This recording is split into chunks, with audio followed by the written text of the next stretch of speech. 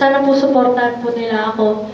And yung schedule po talaga mahirap din po kasi lahat po kami busy. So, yung recording po, we always have to find a way to record po para in time ma-release na po namin.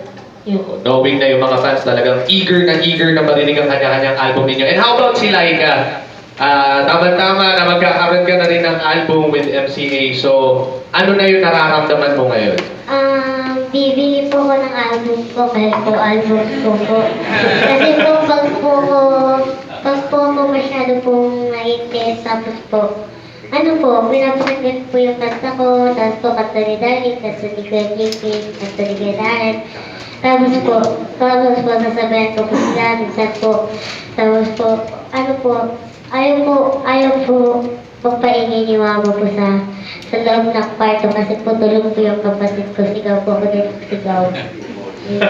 Hindi ka ba kinakabahan? Hindi ka ba, kumbaga, masaya ka ba na eto na, meron ka ng sariling album, makikita mo na yung sarili, maririnig mo na yung sarili mo sa radyo?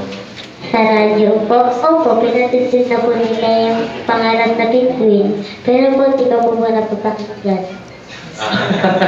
Okay. Bakit nga ba, siyempre, marami nagtatanong, ano ba yung main reason ninyo, pinakadahilan nyo kung ba't kayo sumali ng The Voice? Simulan natin kay Darren.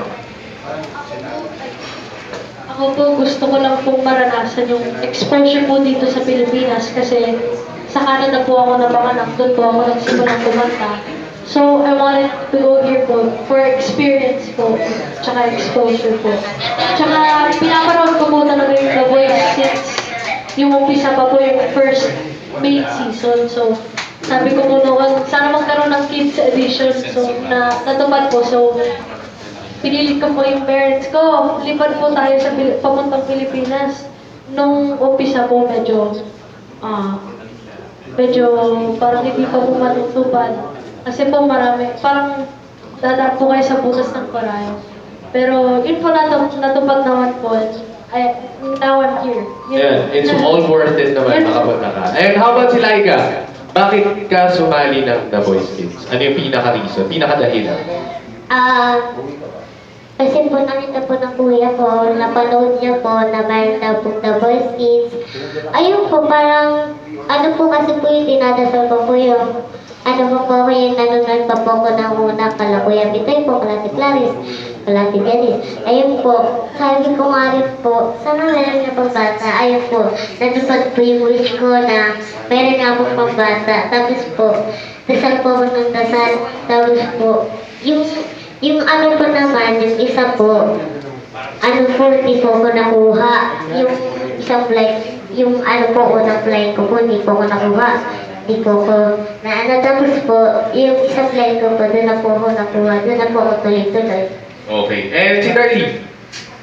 Sometimes po, sabi ko, sana mayroong The Voice Kids. Tapos po, nung nag-audition na po ako sa Resort World, sabi po, antok po talaga ako. Ayoko na mag-audition, ganito po pala buhay. Tapos sabi ko, nasa isip ko, Darlene, kayo mo to. Tapos po, nung umal na po ako, nagulat po ako kasi po, nakapasok po talaga ako sa second round. Tapos po, nung dati po, sabi ko, Mama, hindi na yata ako tatawagan ng The Voice.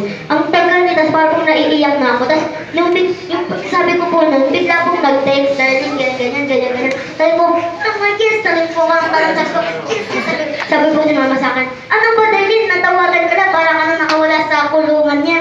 As yun po. Okay. And JK, bakit ka rin sumali ng The Voice?